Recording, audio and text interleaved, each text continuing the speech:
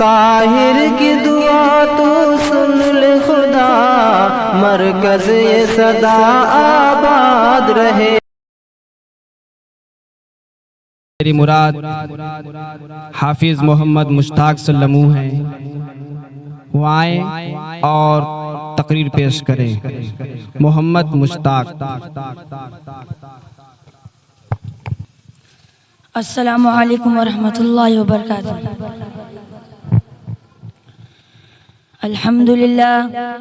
अल्हम्दुलिल्लाहि रब्बिल आलमीन वस्सलातु वस्सलामु अला सय्यिदिल अंबिया'i वल मुरसलीन व अला आलिहि व अस्हाबिहि अजमईन, अम्मा बाद, फ़अऊज़ु बिल्लाहि मिनश शैतानिर रजीम, बिस्मिल्लाहिर रहमानिर रहीम।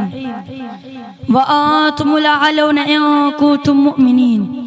व मुअज़्ज़ज़ थे ज़माने में मुसलमान होकर, व मुअज़्ज़ज़ थे ज़माने में मुसलमान होकर, और हम ख़ार हुए तारिके क़ुरा होकर। मोहतरम बुजुर्गों और दोस्तों, आज मेरी गुफ्तगू का मौजू मुसलमानों की तबाही और उसका इलाज है। आइए इस मौजू के तहत हम अपने शानदार माजी पर एक नजर डालकर मुस्तकबिल की तामीर और तरक्की के समान तलाश करें। कुरान करीम में रब्बे ज़ुल जलाल का इरशाद है, व आंतुमुल अअलौना इन कुंतुम मुमिनीन, तुम ही सरबुलंद रहोगे अगर तुम मोमिन हो। ये इरशाद बारी हमारी पूरी तारीख का इख्तिसार है और इसी में हमारी तरक्की का राज मुज़मर है। तारीख के सैकड़ों वाक़यात ये बताने के लिए काफी है कि जब भी हमारा रिश्ता अल्लाह और उसके दिन से मजबूत रहा, सरबुलंदी व कामयाबी ने हमारे कदम चूमे, और जब कभी इसी रिश्ते में किसी किस्म की कमजोरी आई तो हम इज्जत और रफ़ाअत के आसमान से जिल्लत और पस्ती गार में जा गिरे। तारीख हमारे सामने जंग बदर की मिसाल पेश करती है कि जंग बदर में जो कामयाबी हुई वो सिर्फ इसी रिश्ते की मजबूती की बुनियाद पर हुई, वरना अगर कामयाबी होती तो कुफ्फार मक्का को होती, क्योंकि कुफ्फार मक्का तकरीबन 1000 थे, बड़े जोश और खरोश के साथ थे। उनके पास 700 ऊंट और 200 घोड़े, नीज सबके पास तलवारें और देखे जंगी हथियार मौजूद थे।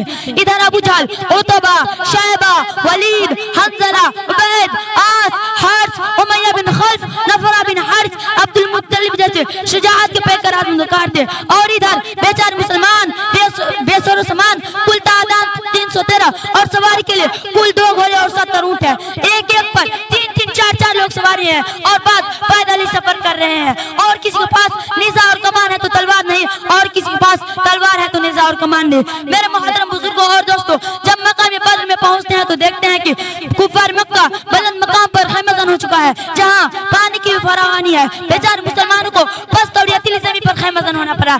ऐसी जगह जहां किसी को प्यास लगी तो एक घोंट पानी पीने को न मिले। अल-गर्ज, जंग के अंदर जितने असबाब और जितनी चीजों की जरूरत पड़ती वो सब कुफार मक्का को हासिल थी, मगर जब लड़ाई शुरू हुई तो देखते हैं कि कुफार मक्का का जड़ गाजर मूली की तरह काटा जाता है। कुफार मक्का का सबसे बड़ा सरदार अबू जहल 2 बच्चे और माज और माऊज के दरिया मर जाता है। अब्दुल्ला बिन मसूद रज़ियल्लाहु अन्हु उसके सर को उसके जिस्म से जुदा करते हैं। मुसलमानों, जानते हो अब्दुल्ला बिन मसूद रज़ियल्लाहु अन्हु कौन है? ये वही है जिनको मक्का के सहन में मारते मारते इसे अबू जहल ने बेहोश कर दिया था। आज मैदान जंग के अंदर अब्दुल्ला बिन मसूद रज़ियल्लाहु अन्हु अबू जहल का सर कलम करते हैं।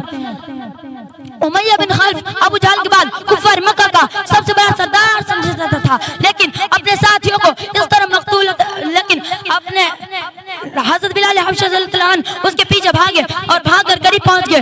उमय्या बिन खल्फ घबरा कर घोड़े से नीचे गिर जाता है, पेट के बल लेट जाता है, शोर मचाता है, माफी मांगता है, अमन चाहता है, लेकिन बिलाल हबशी रज़ियल्लाहु अन्हु उसके पीठ पर नीचे से तलवार चला देते हैं और उसको जहन्नम रसीद कर देते हैं।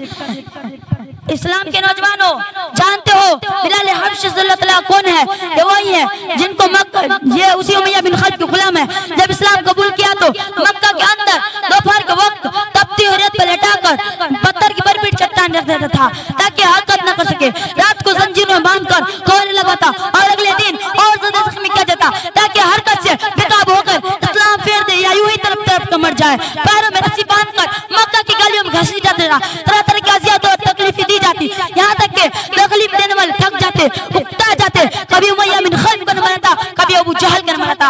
आज मैदान जंग के अंदर वही गुलाम अपने आका और मालिक यानी उमय्या बिन खल्फ को कत्ल करने के लिए दौड़ रहा है और उमय्या बिन खल्फ मैदान जंग छोड़ के भाग रहा है। मुसलमानों, वो कौन सी चीज थी जिसने गुलाम को गालिब और रगा को मगलूब कर दिया? सच फरमाया अल्लाह ने तुमुल आलौन इन कुंतुम मुमिनीन तुमुल आलौन इन कुंतुम मुमिनीन, तुम ही सरबुलंद रहोगे अगर तुम सच्चे पक्के मुसलमान हो।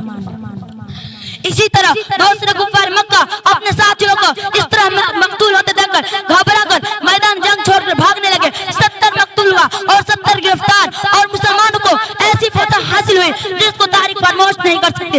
लेकिन अफसोस सद अफसोस, आज जहाँ देखिए जिस तरफ देखिए वही मुसलमान खौफनाक तूफान में घेरे हुए नजर आते हैं। कई मुसलमान का आबरू को कमाल किया जा रहा है, कई मुसलमान गुलामना जिंदगी बसर कर रहा है।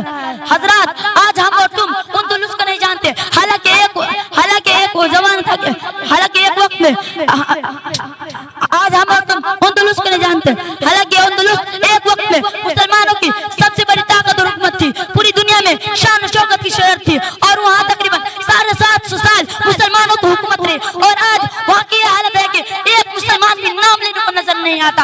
मुसलमान के ऊपर इस तरह दबाई है कि न सिर्फ ये कि मुसलमान को बेघर किया गया, बल्कि मुसलमान को इज्जत वापसी को बमाल किया गया, हजारों नौजवानों को कत्ल कर दिया गया, बेशुमार औरतों को शहीद कर दिया गया, मासूम बच्चों को मां की गोद से जुदा कर दिया गया और महकरम को सख्त से सख्त सुनाई दी गई, जबकि मुल्क बर्मा में मुसलमानों की बहुत बड़ी तादाद मौजूद थी। मेरे मोहतरम बुजुर्गों, आप दौड़ न जाए, खुद अपने मुल्क को देखिए कि आज हमारे साथ क्या नहीं किया जा रहा है, आज हमारे साथ क्या नहीं किया जा रहा है, कौन सी ऐसी मुजालिम है जिनको हम बर्दाश्त नहीं कर रहे हैं। हालांकि इसी मुल्क के अंदर हमारी हुकूमत रही है, और हालांकि इसी मुल्क के अंदर हमारी हुकूमत रही है। आज हमारी हालत ऐसी हो गई कि हम इत्मीनान से जिंदगी नहीं गुजार सकते हैं।